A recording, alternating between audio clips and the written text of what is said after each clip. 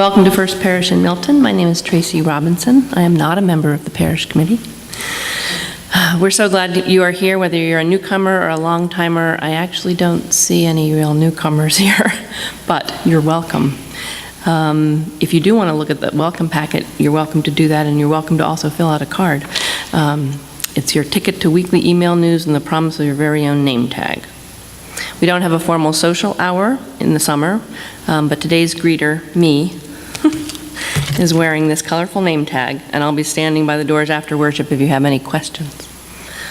We love the opportunity to talk with you and introduce you to others. We strive to make our worship experience accessible to people of all ages and abilities. Babies and toddlers, I don't see any today, are always welcome in worship, and you should feel free to move around with your child if the need arises. Speak to a greeter if you would like help getting your child to childcare down the hall. We also have large print hymnals and orders of service available at the table as well. Please feel free to pick them up if you need them. Please note that the order of worship, wherever it is, this one, the one that you all have, is reusable, so they can be left. Thank you, Jen. They can be left back on the table on your way out so that we can reuse them in coming weeks. The work of living our faith is done both in and out of worship. I don't have any new announcements. Does anybody have ones to share? Extending a generous welcome is a spiritual practice, and I invite all to extend that welcome to our neighbors by taking a few moments to welcome them this morning. You can remain standing for our first hymn, which I'm going to teach this morning. It's the theme of this morning's service.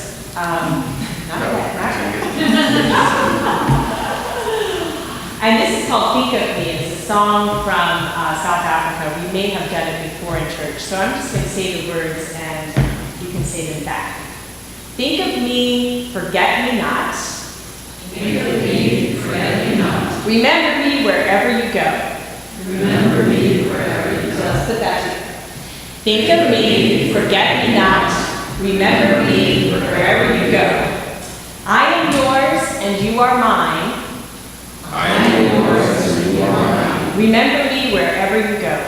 Remember me wherever you go. So let's put that together. That's the second part of the song. I am yours and you are mine. Remember me wherever you go. I am yours, you are mine. Remember me wherever you go. Joe Pett. Think of me, forget me not. Remember me wherever you go. So my turn, your turn. Think of me, forget me not. Think of me, forget me not. Remember me wherever you go. Remember me wherever you go. Let's put that together. Think of me, forget me not. Remember me wherever you go. Think of me, forget me not. Remember me wherever you go. So that's the first part. We sing that twice. And then, I am yours and you are mine. I am yours and you are mine. Remember me wherever you go. Remember me wherever you go. Putting that together. I am yours and you are mine. Remember me wherever you go. Again. I am yours and you are mine. Remember me wherever you go. So I'm going to add a little. Last week, Teresa did a wonderful body prayer. So don't get scared. I'm just kidding. Sometimes it's nice when we're singing to have something to do with our hands. So if you can just hold your hands like this for the first part of the song, and then when we hit the second part, it helps us sort of map out the song a little bit too. I am yours, you are mine, remember me wherever we go. Okay? So let's sing the whole thing through together. 1, 2, go. Think of me, forget me not, remember me wherever you go. Think of me, forget me not, remember me wherever you go. I am yours and you are mine. Remember me wherever you go. I am yours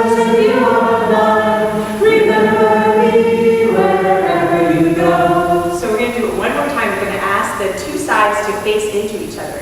And really, now that you got it down a little bit, make eye contact with your community, your sacred community this morning. What's around here? Think of me, forget me not. Remember me wherever you go. Think of me, forget me not. Remember me wherever you go.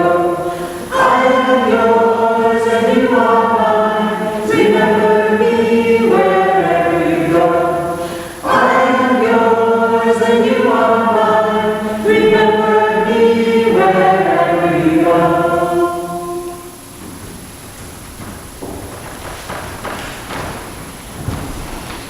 And I'm going to invite my husband up to light the chalice, Mac D'Alessandro. I always like it when grown-ups get to light the chalice too. As we stand and say our call to worship, as you are able and willing. Come, let us gather. We gather to celebrate the sacred within and among us. We come to seek spiritual growth and understanding. We strive to practice acceptance, forgiveness, and love. Together, we work to build a world with justice and compassion. Come, let us gather together.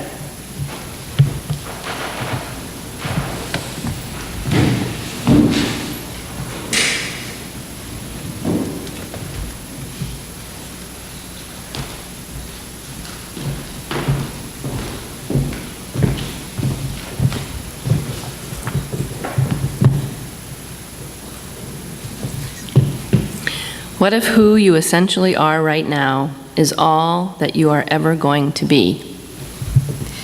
How would this affect how you feel about your future? What if the essence of who you are and always have been is enough? What if who you essentially are right now is all that you are ever going to be? How would this affect how you feel about your future? What if the essence of who you are and always have been is enough? How would this affect how you see and feel about your past? What if becoming who and what we truly are happens not through striving and trying, but by recognizing and receiving the people and places and practices that offer us the warmth of encouragement we need to unfold? How would this shape your stillness, your movement, your willingness to follow this impulse to just let go and dance?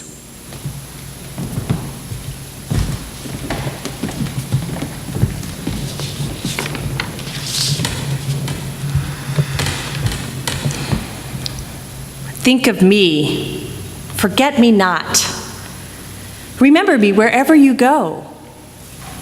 I am yours and you are mine. Remember me wherever you go.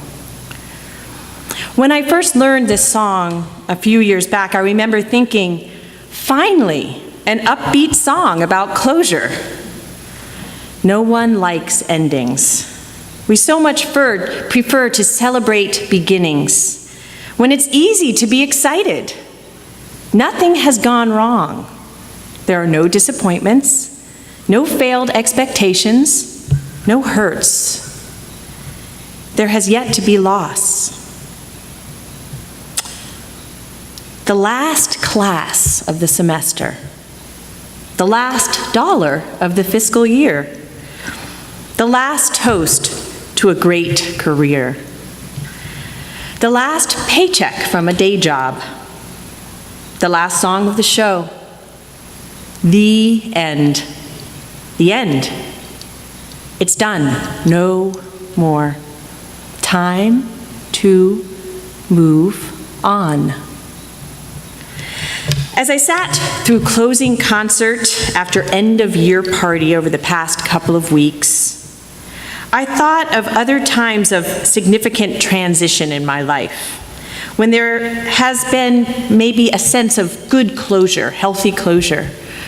And also, I became mindful of the reality of what these final weeks can mean for many of us teachers, especially as a teacher, when a friend who we share here revealed, he's a teacher, and he revealed at a meeting that to get him through the days, the final days, he usually at about 11 o'clock in the morning starts thinking about what's for dinner, and just has that mental picture in his head to get him through the moments. So that's the reality of what we're experiencing in these final moments many times. It can be intense, but I think back to when I felt we did it right. A few significant transitions mark my early years. First, the time we moved from Georgia to Connecticut in the winter of 1977. I don't remember any going away parties. I was 6 going on 7, first grade, if there were even any of those. But I remember driving up in a 2-car caravan. It was a 2-day trip that seemed to go on, but then that was over. And there was a new beginning at the end. A new house, a new room. Sometime later, a group of friends from Georgia took a long train ride up to visit us in Connecticut. I remember the Bronx Zoo and popsicles on the hot July porch in the Connecticut woods. Remember me, forget me not. Remember me wherever you go. Halfway through 3rd grade, a dear friend moved to California, Cameron. I never spoke to her again, but I remember her bedroom and playing for hours, and I remember standing with other friends weeping on her last day of school. A few months later, it would be my turn. This time, we were moving from Connecticut to New Jersey.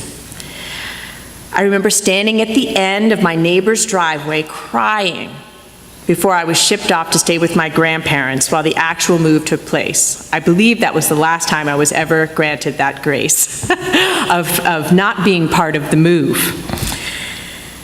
When I arrived from my grandparents in New Jersey, I remarked simply that it felt colder than Connecticut. My friends from Connecticut came to visit, and I went to them, but within a year there was an inevitable fade out. I remember Colleen and Lauren and reading, "Are you there, God? It's me, Margaret," and pledging girl club secrecy. I'll remember that and them wherever I go. But perhaps the first real closure would be my graduation from high school. June 1988. The ceremony itself was rather distinctive. All the young women wore white dresses and carried a bouquet of a dozen red roses. And all the young men in their white summer tuxes out on the football field. I was the 3rd in my family to go through this ritual, and it felt good. It felt right. It was my turn. We then rode buses to a fancy dinner at a hotel, and then came the all-night party at one of the junior highs in our town. Much to my surprise, this was one of the funnest parties I had gone to in high school. It certainly blew the proms out of the water. There were big, blown-up pictures of all of us, 447 graduates, through the gym, and we had to guess who was who as babies, baby pictures. So we did that, and we danced and signed yearbooks, of course, and we reveled in the moment. Parents shared shifts through the night. They had planned and orchestrated this whole party, and it was so obvious that they had created this moment out of love and caring. Despite the turbulence of adolescence, and despite the probable failed expectations and disappointments that came along with being in a family and raising a family, they were there. There was a dose of acceptance and communal solidarity that graced the junior high cinder block walls around us. I felt it, and I sincerely remember thinking, wow, I am having fun. I am actually having fun chit-chatting with the rents. Where did we come up with that horrible moniker? I don't know if anyone has used that, but I remember thinking we were so cool. But, what if Oriah Mountain Dreamer, who put out those questions that we heard in the beginning, she's a storyteller and a poet. What if Oriah Mountain Dreamer was one of the parents at my high school graduation party, and she came up and started asking her vexing questions instead of, Where are you headed to college in the fall? Have you packed your bags yet? When you start? nod, nod, wink, wink. Instead of those questions, she would lob out these existential bombs. What if who you essentially are right now is all you are ever going to be? How would this affect how you feel about your future? What if the essence of who you are and always have been is enough?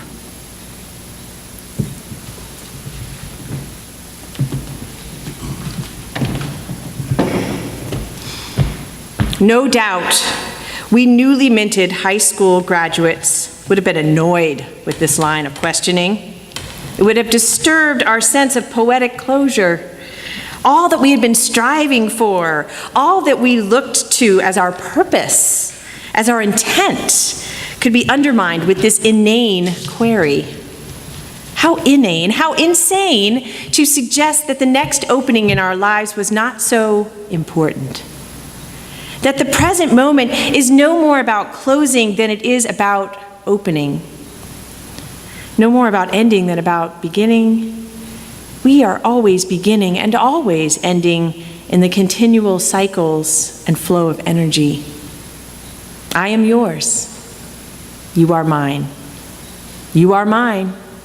I am yours. Closing, opening, beginning, ending. June 2013. The last day of first grade, I look around the classroom at all the other parents of young children finishing their first grade year. I see the iPads and the smartphones go up each time someone's child takes the spotlight, including mine. We smile at each other in some kind of congenial parental understanding. There are 26 kids in this class, and we don't really know all of them, and we certainly don't know their parents. I then bump into a guy I have met several times around Milton and failed to suppress the admission, I didn't know you had a child in this class. Well, time to close this chapter. Nice seeing you. I am yours. You are mine. And then it hit me what proper closure is really all about. It's about making the kind of contact that forms a memorable impression. The end of the driveway with my neighbors. That was contact. The popsicles on the July porch in the Connecticut woods. Contact was made. Cameron in the 3rd grade. Contact was made. The rents at graduation. Contact was made. Contact was made in these places and these moments. Making Contact by Virginia Satir. I believe the greatest gift I can conceive of having from anyone is to be seen by them, heard by them, to be understood and touched by them. The greatest gift I can give is to see, hear, understand, and to touch another person. When this is done, I feel that contact has been made. I see you, I hear you, I understand you. Those are the tactics for good closure. A sense of being seen, heard, and understood. I am yours, you are mine. As we move right along through life, I will remember you.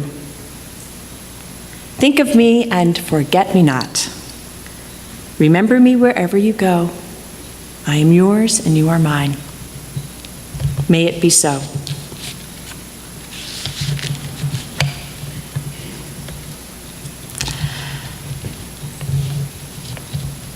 For our next hymn, I would like if you are able and willing to stand, we are going to do it as a response to some of Oriah Mountain Dreamer's vexing questions.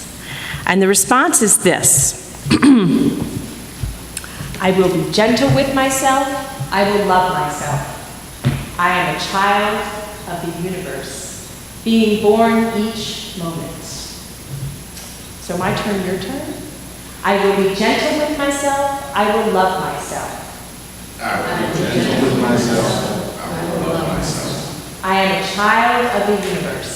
I am a child of the universe. Being born each moment. Being born each moment. So please stand as you are willing and able. And it's, if I could have the E minor chord. Yes, thank you.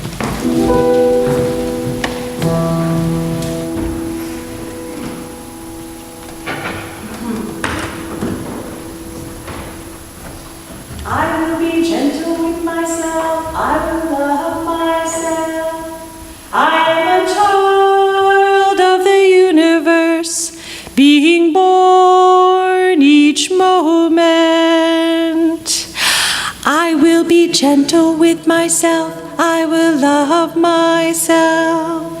I am a child of the universe, being born each moment. I will be gentle with myself, I will love myself. I am a child of the universe, being born each moment. What if who you essentially are right now is all that you are ever going to be? I will be gentle with myself, I will love myself. I am a child of the universe, being born each moment. How would this affect how you feel about your future? What if the essence of who you are and always have been is enough? What if who you essentially are right now is all that you are ever going to be? I will be gentle with myself, I will love myself. I am a child of the universe, being born each moment. How would this affect how you feel about your future? I will be gentle with myself, I will love myself. I am a child of the universe, being born each moment. How would this affect how you see and feel about your past? I will be gentle with myself, I will love myself. I am a child of the universe, being born each moment. What if becoming who and what we truly are happens not through striving and trying, but by recognizing and receiving the people and places and practices that offer us the warmth of encouragement we need to unfold? I will be gentle with myself, I will love myself. I am a child of the universe, being born each moment. I will be gentle with myself, I will love myself. I am a child of the universe, being born each moment. How would this shape your stillness, your movement, your willingness to follow this impulse, to just let go and dance? I will be gentle with myself, I will love myself. I am a child of the universe, being born each moment. I will be gentle with myself, I will love myself. I am a child of the universe, being born each moment.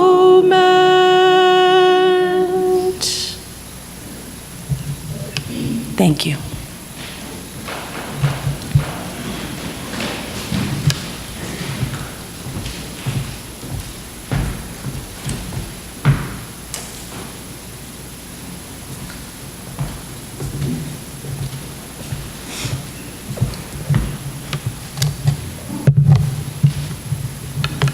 Today, as we pray for healthy closure, we hold a dear friend in our hearts, Annie, whose niece, 23 years old, passed this week due to a tragic accident in Hawaii. She lost her footing while hiking, and we hold her and her family in our prayers at this time of closure that feels tragic. I am yours, you are mine. Remember me wherever you go. We pray and hold families such as my own who are struggling with end-of-life closure of our loved ones, with gracing this time with love, acceptance, with seeing and hearing, understanding, and touching. And we pray in the memory of a dear friend, Andrew, who was killed in Egypt on Friday. Closure. I am yours, you are mine. Think of me. Remember me wherever you go. And now, a few moments of silence.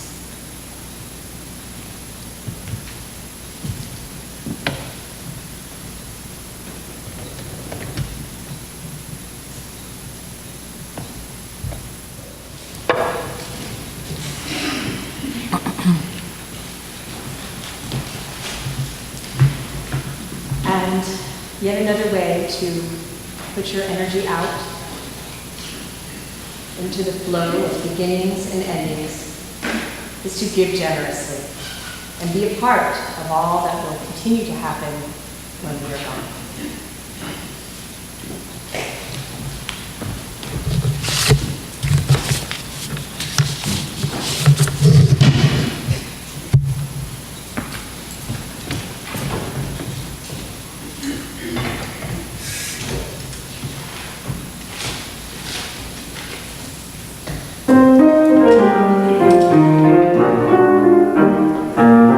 Moving right along in search of good times and good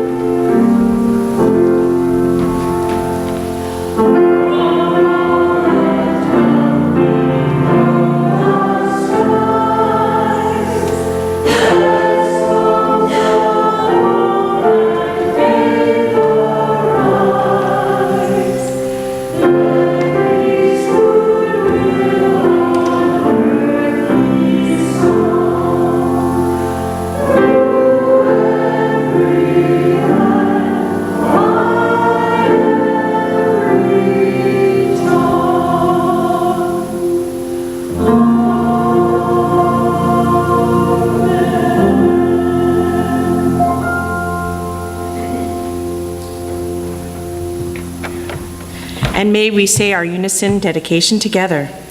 May these gifts be transformed into strength for this faith community, into comfort, food, and shelter for those in need, and may we be transformed by generosity.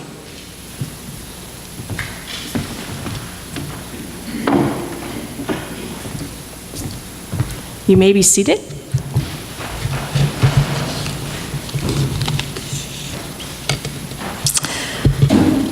A wonderful poem, short poem in the back of your hymnal by Mary Oliver tells us, to live in this world, you must be able to do three things. To love what is mortal, to hold it against your bones, knowing your own life depends on it, and when the time comes, to let it go, let it go. Of course, the final closure can seem like the hardest, and we can move into a place of denying, defying.